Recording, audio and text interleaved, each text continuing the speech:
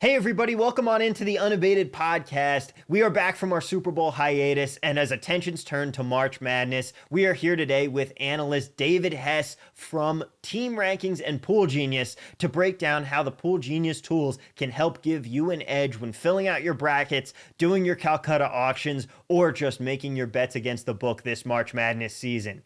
There's a ton of great tools here. Let's get to it. If the guy goes unabated, that's the new word, unabated. That's too big a word. That's like mayonnaise. I'm assuming that's the biggest word I know. Hello, everyone, and welcome on into the Unabated podcast. Thomas Viola here with Captain Jack, back from our Super Bowl hiatus. We took a little bit of a break off here, but it is time to put football in the rearview mirror and get into some college hoops because March Madness is upon us. The new betting year has officially begun, and today we have a fantastic show for you. David Hess of PoolGenius is here to talk about some amazing tools that the team over at PoolGenius has to help you get the most out of both your bracket pools, your office competitions, however you're entering in to try and make money in the bracket section of March Madness, as well as some stuff that's going to help you when it comes to betting the actual games. David, thank you so much for being here with us today. How are you doing today? I'm great. Yeah. Thank you for having me on here. Good to see you, Jack. Good to see you, Thomas. Jack, it is great to be back. It's great to be back here with you as well, Jack, after our hiatus here. And I'm excited. We've got some great stuff to get into here with PoolGenius. Now, David is going to be walking us through some of those tools. So if you are an audio listener, this might be one of the episodes that you want to go and check out the video version of on YouTube, because David is going to be showing us, sharing his screen and walking you through how a bunch of this stuff works. So if you do feel like, maybe I want to see this as well as just hearing about it, by all means, head on over to our YouTube channel. Check it out at youtube.com/unabated. Of course, video link pops right up, and it's also in the description of this episode below. But let's start talking about some of the amazing things that our friends at PoolGenius are cooking up here, because, David, your tools can help people gain an edge in a lot of ways. But the headline here in March, it's definitely bracket pools. Can you talk about your NCAA bracket picks product? I had the opportunity to get a nice sneak preview today with Tom over at your company, and I was already jazzed about it. I was texting a couple of my friends going, oh, hey, we doing bracket pools this year? Because I want to be in on some of those. I'm excited for how it's going to be able to help people. Why don't you take us for a little spin on this? Yeah, sure. So at PoolGenius, we do several types of pools. We also hit on football stuff. We do Survivor and Pick'em, and we do bowls. But the bracket pools are definitely my favorite part. I've been a college basketball fan for a long time, way before I started working here. And this is the one that it's my baby compared to the other ones. I've spent a lot of time trying to perfect this and working on the analysis and stuff. So I really enjoy March Madness, especially more than the other ones, I would say. I mean, it's all good, but this is my favorite one. So the main tool we have here, like the centerpiece of PoolGenius bracket picks product, is the My Bracket section, where you can set up custom pools for you might enter several different pools, and they have different sizes, different rules, and it's important to have different picks for those pools. If you're in a pool that has upset picks, you're gonna, a bonus for upset picks, you're gonna want to make some riskier picks. If you're in a small pool, like 10 people, you're probably gonna want to go very conservative, versus a large pool, you're gonna need to take more calculated risks because your chances of winning are low from the start. You're gonna need some, gambits to win, right? So the first step when you come to our tool is you set up your pools and you tell us about them. You tell us what the rules are, you tell us the size, you tell us the payout structure, because if it's winner take all, you may take some more risk than if it's a long flat payout structure. So I've set up a couple of test pools here to show kind of the difference between picks in a pool where you want to be very aggressive versus picks in a pool where you don't need to be so aggressive. So this first one here, I'll just zoom in so you can see. We have a lot of different scoring systems that you can input into the tool, and this one I set up with round-based scoring of 1, 2, 4, 8, 16, 32. That's kind of the traditional progression. But then also you get a seed difference bonus. If you pick an upset, you get the the number of points, that's the difference between the seed of the winner and the seed of the loser. So you pick a 12-5 upset and you get 7 extra points, right? So it incentivizes you to pick more upsets. We got a 250 person pool, which is not huge, but it's at least not a tiny one. So you take a few more risks, right? So after you set up your pool and tell us all the rules, we can show you brackets for your pool. So like this one, for example, we'll take a look at the final four. So I guess a little background here. We have a mock bracket set up from a couple of weeks ago to use for, testing purposes and demo purposes. And all the odds here are not, obviously they're not real advancement odds. And one of the things that you need to take into account in your picks is what other people are picking. We don't know what that situation is yet this year either. We don't know which teams are going to be popular. So take the actual picks here, with a grain of salt. We don't know which teams are going to be popular, which are going to be undervalued and stuff. But the basic shape of the picks, like a lot of upsets versus a lot of chalk, that is kind of what I'm demoing here with the custom picks for your pool, right? So, and so basically, what it's allowing you to do is it's doing some of the game theory for you, where you're going in, you're going to enter in the custom parameters for your bracket contest, like you said, entering in how many people are in it, if it's a pool that rewards upsets or if it's just a straight bracket pick'em contest.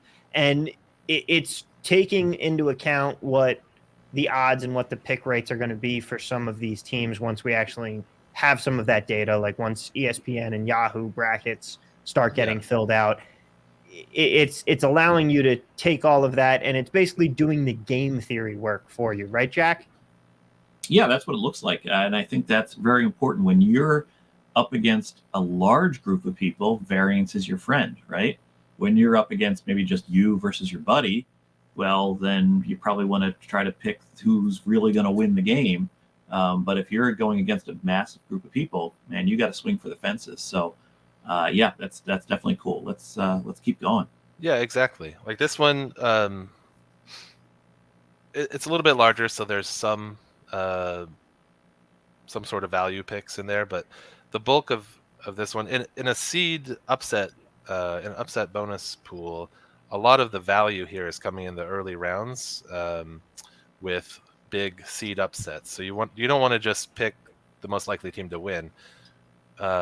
Taking, for example, like this Indiana-Yale game over here that we have in the mock bracket. The first round's worth 1 point if Indiana wins, but it's worth 13 minus 4 is 9 plus 1 is 10 points if Yale wins. So, if Yale has even a 10% chance to win, that's break even on the expected point value for that game. So there's going to be a lot of upsets in the first round in these, and then even some in the later rounds. But then once you get to the very last round with the champion, it's 32 points for the championship pick here. So you don't want to get too risky. Might as well go for trying to grab those 32 points because your upset pick has a pretty low chance of coming through in the final round. And, we have a final game pick here, Houston over TCU. TCU, like the odds of them winning are probably, I don't know, 3% or something, like 3% versus 25%, where you're going to get 32 points that 25% of the time. It's probably not worth the gamble of an upset. But in the earlier rounds, it's worth it in a lot of cases. So you might see, there's a 12 here, an 11 seed winning here, a 14 seed winning here, and a lot of them making deep runs, but then sort of getting a few reasonable picks in the later rounds of 5 seed in the Elite Eight and 1 seed winning the title. So you're trying to grab some of the round-based points later, but go for the seed-based upset points early. But, I just lost my page there. Okay. In another pool I set up, this one is just standard scoring, escalating values each round, no upset bonus. It's smaller, 25 people. 3 are paid, so over 10% of the pool is paid. This is one where you want to be pretty conservative. Like Jack was saying, it's almost like a heads-up situation where you sort of just pick the most likely team to win, maybe a couple of first-round slight value picks, most of the other people are going to get a little too aggressive and shoot themselves in the foot with a crazy upset pick. You try to kind of just beat them on attrition in a case like this, right? So And that's with the smaller player pool. It's like Jack said, variance is your friend in large contests. Yeah. But in this, you're going to want to go a little bit more chalky. Exactly. And you see here, it's got a Final Four of a 3 1 seeds and a 2 seed. Although this bracket is a little older. I think now UCLA is projected for a 1 seed. So this might be just the most likely bracket for a 25, or for the mock bracket that we have in the most likely results. And then in the early rounds, it's very conservative. It's not many upsets. There's like a 10 over a 7 over here, and a 9 over an 8 over here, another 9 over an 8, and then we have, there's a 5 over a 4, 6 over a 3. But for the most part, it's chalk after the second round, right? Because it's a lot more conservative. So, I mean, those are sort of the extremes, right? A seed upset pool, or an upset bonus pool where you get the seed difference, you're going to go crazy on the upsets. And this is a small pool with, it's very standard scoring, so it's going to be conservative. But we cover a wide range of scoring systems, and, you can enter your pool size up to 10,000 or whatever, and we're going to get more aggressive picks for a 10,000 person pool than we would for a 25 person pool. And one of the cool things when I was walking through it was the fact that you can also enter for number of different options that you have. Like if you have 3 bracket entries in the same pool, it'll give you your best bracket, and then option 2, option 3, and those will act as hedges against your initial bracket. It's actually taking into the calculations here. Okay, well, if bracket 1 has this, bracket 2 isn't going to be a slight permutation. It's going to be a little more of an actual hedge, just in case your best bracket gets busted. Yeah, that's one of the cool things about this, I think. So I guess you've got to take a step back a little bit and maybe explain a touch about how we make these. We run a whole lot of bracket pool simulations where we simulate both the opponent picks and the results of the games, and we see which brackets perform best in these simulations, and that helps us determine, or it determines all by itself actually, where the right cutoff points are to start picking an undervalued champion and start getting more risky in your first round picks and stuff. Instead of us making the decisions on this, we get the information from all these bracket simulations. But the way that we create the portfolio is we take all the bracket simulations, we find the best bracket, right? The Houston over UCLA one that we saw before. And then we throw out all the simulations where that bracket wins or places in the money. And then we do the whole process again with evaluating brackets against the remaining universe of simulations. And so we have a bracket. The second option here, this Kansas over Baylor one, is designed to perform well in cases where the first bracket failed. So it's specifically created with the first bracket in mind to be paired with that one and be the best that it can be as the second option. And then we repeat the process to get a third, fourth, fifth bracket. So you have 5 brackets that are each designed to complement all the ones that came before it, so that you handle the variance better. If the first one is busted because the popular champion pick lost, then you got a second one there with a less popular one that has a great chance to win because everyone busted on the first one, right? Mm-hmm. So that's good. Now, Jack, are you doing any bracket competitions? Is that something that interests you because of the game theory aspect of it here that we've been highlighting? Tom, I don't have enough friends, and, so I don't get invited to office pools anymore. And so, look, this is really remarkable because anyone that's listening to us or watching us that comes from the DFS background of DFS lineup optimizers, this is kind of reminiscent of that. It's like you have your optimal, and then you have your secondary and tertiary and on down the line, because it's better to kind of take a spray and pray approach with, a situation where you have a lot of variance. And so, like that, when I was seeing him kind of step through them, I'm thinking, oh, I used to do that with my lineup optimizers in DFS.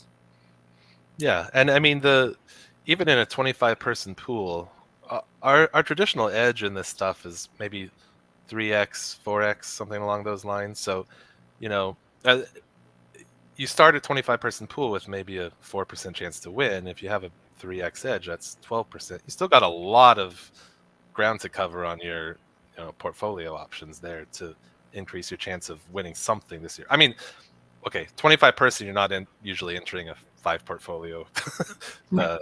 set, but the concept there, I think, is illustrative. Now, David, everybody loves brackets. I know I'm excited to fill mine out and watch it get busted because Syracuse isn't going to be in the tournament, so I have nothing else to root for here.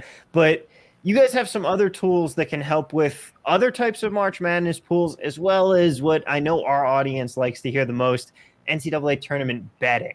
Can you point out a few of those features that data-driven bettors might find useful here? Sure. So, I mean, the base for all this stuff is our round odds tool that, based on our predictive ratings and our team analysis, we create odds for every team to advance through every round of the tournament, and then we put all that data here, and we include an expected wins column here in case you're in some kind of a team draft situation, or probably not for Calcutta. Calcutta's a little more complicated, but that's useful for some kinds of pools that people enter. But chance to make the Sweet 16, make the Elite 8, make the Final Four. There's a lot of props, I think, that you can do related to not just individual team chances to make it, but say the chance that, I don't know, multiple 4 seeds advance to the Final Four or something. I'm not sure if that's the best example, but you can do combo props, I think. Like parlays on Final Four odds, I know I saw the other day, where you could choose up to 4 teams to parlay together. So you could base your choices there on the advancement odds here. And another way to look at those that is a little easier if you're trying to look for a particular kind of bet is the data grid here. So this presents a lot of the same data, but instead of a grid format where it's a team with odds to make each round, the team in the round is on a line, so you can filter it based on specific things you're looking for. Like maybe I want to make a Final Four bet. I can come over here and just filter on the Final Four round, and I don't want to make a favorite bet, so I'm getting rid of the 1 and 2 seeds, and then I want it to have at least reasonable chance of occurring, so I'll put in like a 10% minimum odds, and I've filtered it down now to here's my 6 teams that each are 3 seed or lower with at least a 10% chance of making the Final Four, and maybe I'll do a little analysis on each of those to confirm or decide not to bet on those. But it's a good way, I think, to filter down a list of possibilities into a shorter one that you can do some research into or make calls on. Yeah. So people always ask us, Unabated, are you going to have March Madness tools? And if we were, this is exactly what we would kind of concoct up. This sort of like, you come into it with your presuppositions of what you're looking to bet on, and this tool answers those questions for you, much like a lot of our tools at Unabated answer your questions related to sports betting. And the reason we don't have these tools is because these guys have these tools, and it's not worth our time to try to replicate something that's already pretty well done elsewhere.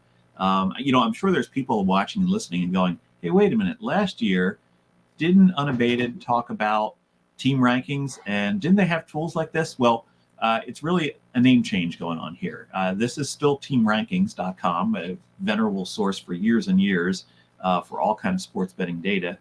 But this is PoolGenius, and this is basically their new brand related to pool betting, such as March Madness tournament pools. So I just want to kind of point that out for everyone. But yeah, this is absolutely where I will go when I go to your site to use these tools, is the data grid and kind of all the round odds, definitely. Good. Yeah, it feels good to hear that coming from you, Jack. Thanks. Yeah, the rebranding stuff, it was all team rankings before, and we split into PoolGenius, BetIQ, and Team Rankings just to kind of silo the betting, the pools, and the fan stuff to try to make it a little more clear what you're getting in each site. So yeah, all this stuff that you've seen before is from Team Rankings, and now it's on PoolGenius. That's right.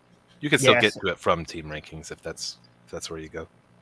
I saw Jack's eyes lighting up when we got to the data grid there, because I think that is really something that, especially for someone like me, if I want to be able to just go in and say, okay, like you said, I want to make some futures bets here pre-tournament. I'm looking for some edges. I want to go in and quickly be able to sort through all of this data and say, these are the teams that we're looking at right now that have these chances. This is what the PoolGenius team rankings odd is. And Jack, you talk about always trying to find a source of truth. You can use this as your source of truth to then compare it to the actual futures market, right? Absolutely, because a lot of this is based on the implied probability, based on the odds that are forthcoming when we get through Selection Sunday and we see what the brackets are. So it's definitely kind of data driven, and I think that's very important. I know guys 20 years ago that were doing all of this number crunching based on implied probability and things like that for these esoteric prop bets, like how many SEC teams will make the Final Four, and you kind of go through. This makes it so much easier. You basically just have to point, click, and maybe do a little multiplication or simple math, and you're going to have your answer. And chances are you'll have put more work into it than the line maker did when they came out with that prop. Chances are they just said, oh, okay, SEC teams, there's 4 of them. They're a 2 and a 3 and a 7 seed, and they throw up a number. So if you're early to some of the prop bets that'll be out there and you're using these tools, I guarantee you're going to find some edges. Now, of course, there's Rufus's favorite here, NCAA Calcutta pools. And I know that in 2022, you guys introduced a feature to help subscribers make the smartest decisions they could during Calcutta auctions. I know if I didn't have tools helping me out during my World Cup auction, I never would have been able to pull out the meager profit that I did in that one. I'm excited. I'm going to be in one next week for March Madness. I'm very excited to break out these tools. Can you talk to me a little bit about the Calcutta calculator here? Sure. So I think quick review for those who aren't familiar with Calcutta, although probably most people watching this are. It's a team draft, and every certain events during the tournament have specific values, like maybe winning a first round game will earn you 1% of the pot, winning a second round game 1.5% of the pot, picking the team that has picking the highest seed to reach the Final Four might be worth X% of the pot. So generally you want to try to come up with estimates of the percent of the pot that each team is worth based on the scoring system before the draft, and then estimate how much the total amount paid for all the teams is going to be, update your estimate throughout the draft, and use your pot percentages to figure out how much each team is worth in money to figure out how much you should bet on them, right? So we have a tool here that lets you put in various percentages for how much a win in each round is worth, as well as a few props here.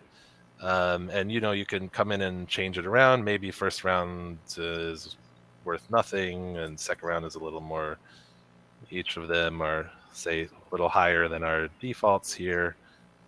And we have a total percent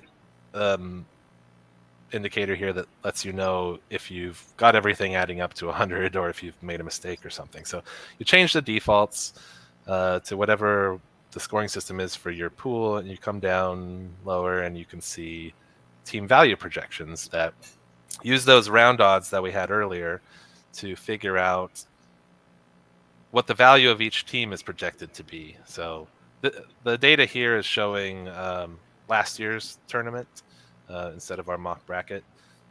So that's why the seeds are, you might recognize them from last year. So it comes up with estimates for how much each team is worth. They're usually in the single digit percentage for the middle teams. As you get towards the bottom, they're worth a lot less. Though usually you have some props generally that try to pull up the values of those lower seeds so that people will bet on them. But once you're the thing that we've added this year is tracking your teams during the auction. So last year we already had this feature where you could put in the price of the teams as they were purchased. So let's say Gonzaga went. Let's say your projected pot size at the beginning is 5,000, and Gonzaga went for a little under the estimate, and so did Arizona, and Kansas went for right at the estimate, and you're actually the one that bought Arizona. So this year we added this My Team feature here, where you click here to indicate that you purchased Arizona in the auction, and then up above the table there's a summary here that shows you what percent of the projected pot is owned by you versus owned by other people versus still available, and then translates that into projected dollar amounts on the right side, and also tells you how much you've paid. So you can compare, given your current estimate for the pot size, are you probably ahead or are you probably behind? And it also shows you how much the expected price of the remaining teams in the auction, given your projected pot size there. So it kind of helps you manage the auction as it's going on, and keep track of how much you've spent, how much value you think you have in the pool, and how much is still available to bet on later. And it is so convenient. It is so helpful, like being able to go in and just say, okay, what should the value on these teams be? Jack, it's basically a way to try and calculate your EV on the fly, like you have to do in these Calcutta auctions, right? Yeah. So anytime I've ever been in a Calcutta or part of a Calcutta, everybody comes in with their own spreadsheets. There are some Calcuttas out there that they have like a no computer rule where you have to just come in with pen and paper. I can't imagine how I wouldn't enter one of those. Oh yeah, yeah. No, I said I would not. Yeah. But everyone comes in with something like this. This is a very well-made tool that people can kind of just go in, with a link to the website and subscription and do the Calcutta kind of on the fly with this tool, because there's a lot of strategy, and we have an article up at Unabated about Calcutta strategy. You have early strategy when not a lot of prices are known. You can kind of control the pot size. You have middle auction strategies where you kind of start to figure out how much exposure do I have? Do I need more? Do I need less? And this tool tells you. And then you have that late auction strategy where you get the guys that are still in it that go, oh, I haven't bid on a team. I'm definitely going to try to get this team. And they overbid. And that kind of helps you out. And so maybe you drive up their bids a little bit. It's a lot of fun, a lot of game theory. I know a lot of advanced bettors love to do Calcuttas because it's not just the quantification of what your edge is. It's using all this game theory and gamemanship to gain an edge over the other people as you kind of go through the Calcutta.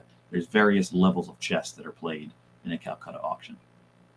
Now, I was thinking poker instead of chess, but yeah. Oh, there, poker. Why didn't I think of that? Yeah, nobody bets on chess.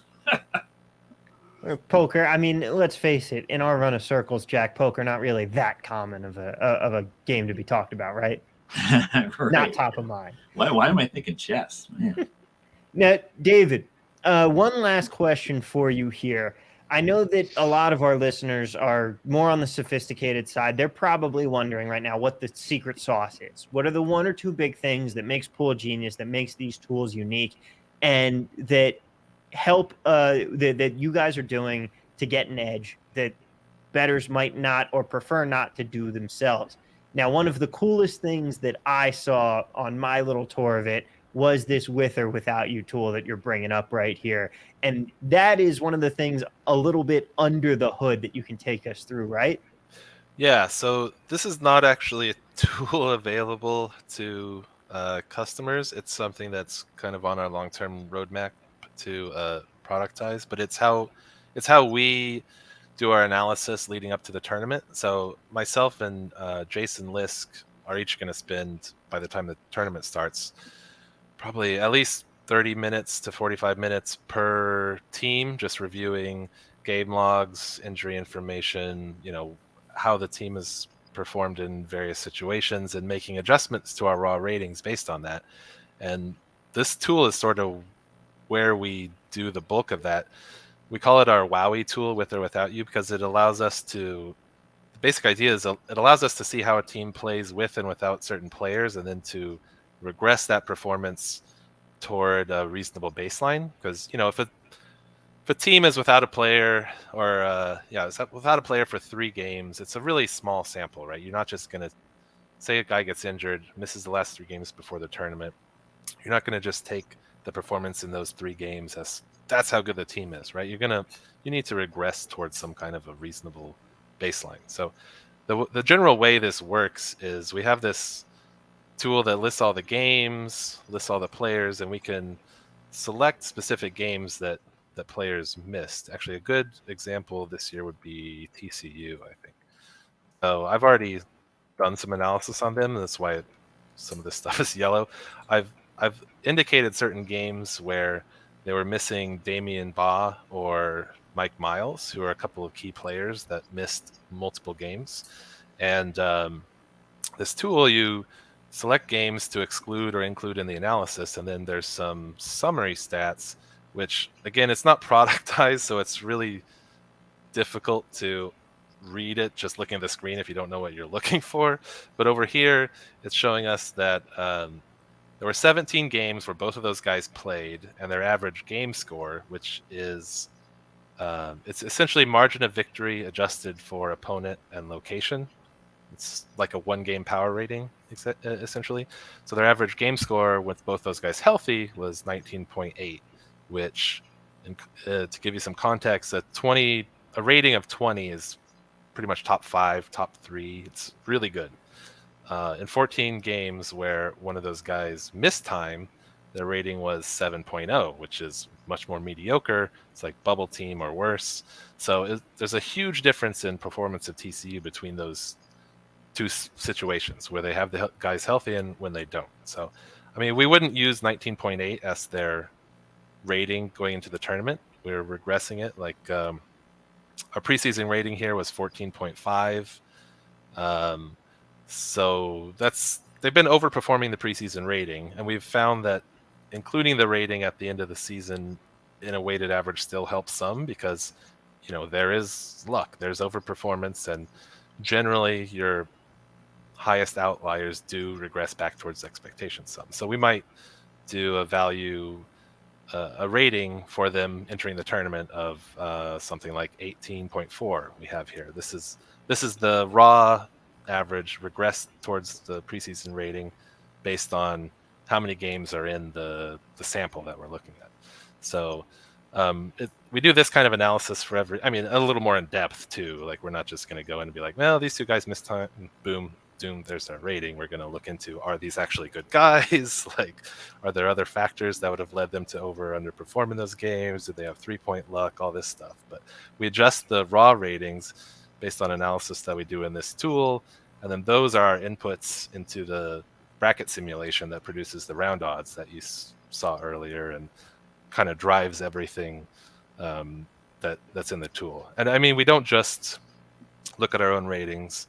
We also, once the bracket is released, we wait for the spreads for the first round games and futures odds to come out, and in some cases we will adjust towards those. We basically use those sort of as a filter to see where we need to take a closer look. If we're off market on something, we look and decide whether we're better than the market on that game, or the market, if we're missing something and we've figured out that we're missing something, we'll adjust to the market. But in general, we make these ratings, we look at the market to get a list of things we need to reevaluate, we reevaluate those, and then that drives our ratings. And then throughout the week, if there's an injury or the market moves, we take more looks at teams and tweak the ratings before we release the final bracket picks to people. I got a couple points on this, and this is where I think some of the strength of the product you're doing really shines through.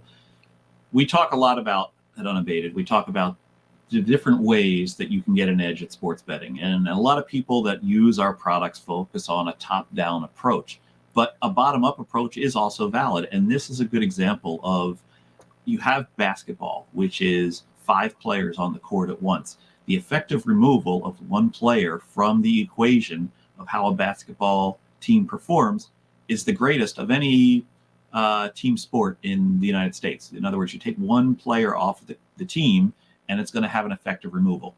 And this tool allows the guys at PoolGenius to be able to quantify the effective removal for key players, which is a key part of a bottom-up analysis. Look, and it's not just removal of players too. One of my favorite things that we found with this was in 2019, Oregon made a lineup switch about a month before the conference tournaments to they started playing all these taller players, and immediately their defense became basically the best in the country. Like, it was a switch, and all of a sudden they were the best in the country for like 10 games heading into the tournament. So we actually had them, they were a 12 seed, but we had them as the most likely to make it out of their pod, to beat 5 Wisconsin, and I think an injured Kansas State team was the 4 seed in that pod. Anyway, it's stuff like that. It's not only like a player is gone. It's like they made a lineup switch 10 games ago, and now they actually can play defense. It's more common with defense than offense. Offense doesn't really, like, a lineup switch doesn't change things like that. But with defense, it's so teamwork oriented that, like, removing one guy from the rotation that maybe was slacking, or like adding a guy that's high energy and really long, can like completely change the team's defense. And we found that a lot of times the market we feel like it doesn't catch up sometimes. If the change is subtle like that, where it's not a player missing and it's just like the team changed the way they played some, then there's an edge there sometimes. Yeah. David, thank you so much for being with us here today. Jack, I'm sure you are excited to get your hands on these tools. I know I am. And as a final reminder for Unabated listeners here, you can get an exclusive discount. Go to PoolGenius.com/unabated. And if you sign up before Selection Sunday here, they're going to give us a nice discount, 15% off until midnight Saturday night, this Saturday. And then on Selection Sunday, that price is going to go up. It's going to be 10% off. And then at Tuesday night at midnight, it's going to be their regular price. So you have until Selection Sunday here to get to get this extra discount, 10% off, 15% off if you do it before Selection Sunday. Again, that's PoolGenius.com/unabated. And you guys are also offering some discounts on your NFL related and other sport related packages as well, your annual package that runs the whole year, because it's not just March Madness, right?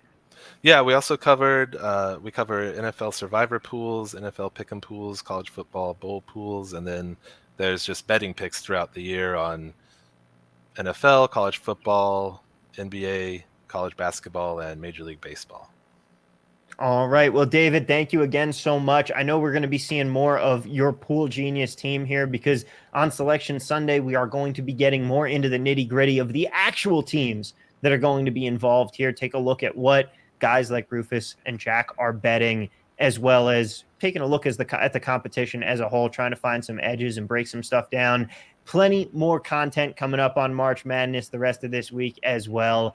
Don't go anywhere. Stick around right here for more. Thank you so much for listening to Unabated here today. Don't forget, hit that subscribe button, hit that share button, let your friends know about the show. And please, if you're listening to us on the podcast platform of your choice, hit us with that 5-star review. It really does help. And if you're watching us here on YouTube today, like I hope you were, because this was a very visual episode, David was walking us through these tools, make sure that you hit that little bell, make sure you're getting the notifications and that you're subscribed to get more content. And of course, as always, sign up for the Discord today. Use the link in the description below to do that. And to finish off my spiel, of course, remember to follow us at Unabated Sports on Twitter.